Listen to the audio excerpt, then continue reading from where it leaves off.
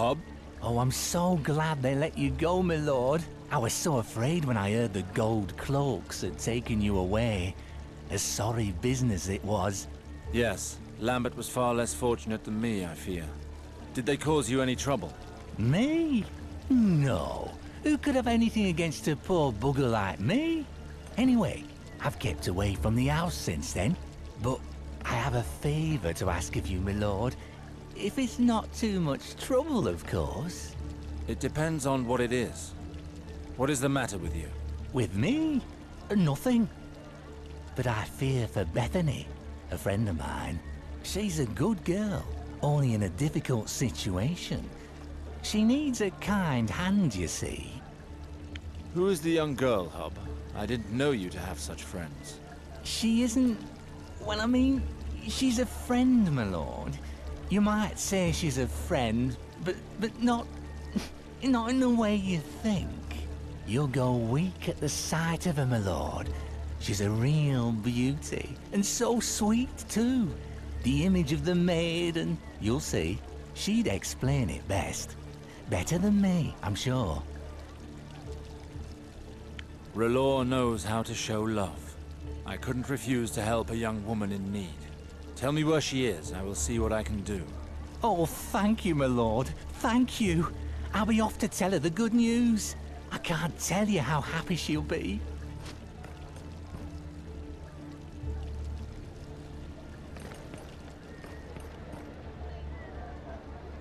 So, sir, did you find out what happened to your brother?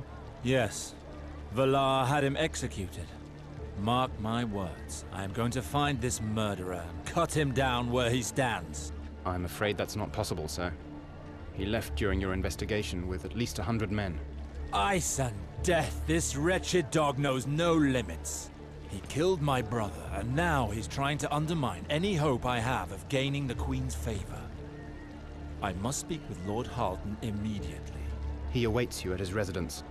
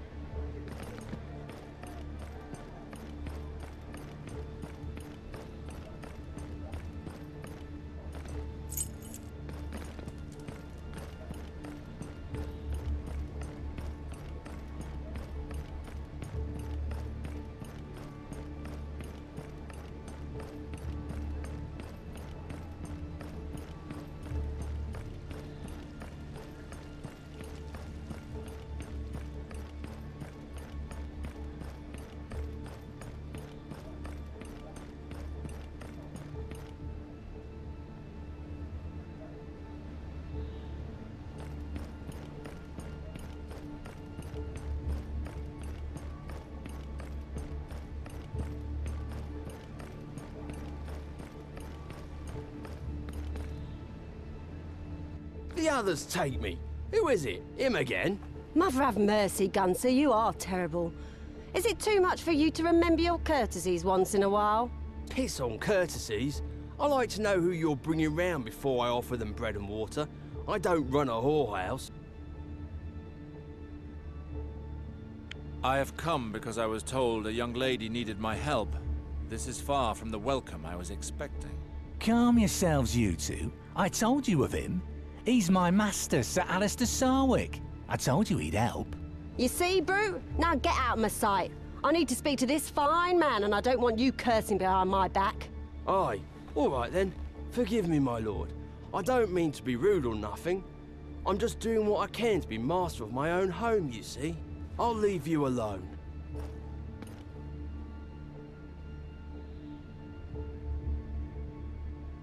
Please forgive Gunser, my lord. He's forgotten his courtesies. I am Bethany. It's a pleasant surprise to see someone as fine as you come down here. Ub speaks highly of your kindness, but I didn't think to see you. There is little harm in coming to hear your story, young lady. Tell me, how can I help you? I need you to take a message to Sir Giles of House Langwood. Mother of mercy, this is so embarrassing. I am with his child, but he doesn't even know. He hasn't come to see me for weeks. I've already made several attempts to send word to him, all in vain, I fear. House Langwood has a high opinion of itself, you know. They don't approve of a common girl like me appearing at their gates. They sent me away. Have you considered the possibility that Sir Giles has no intention of seeing you again? It would not be the first time that a knight abandons one of his conquests the very next day. No, it can't be. It's not like that.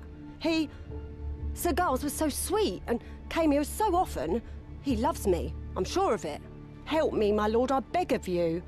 If you've ever known what it is to love, don't let my child be born without a father.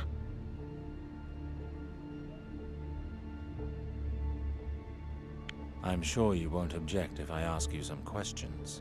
Anything you want, my lord, if it will help. Tell me more about your valiant knight. What do you really know of him? Of his life, you mean? Very little. He's the last-born son of House Langwood. A humble but old family. He lives in a manse here in King's Landing. But I know what matters.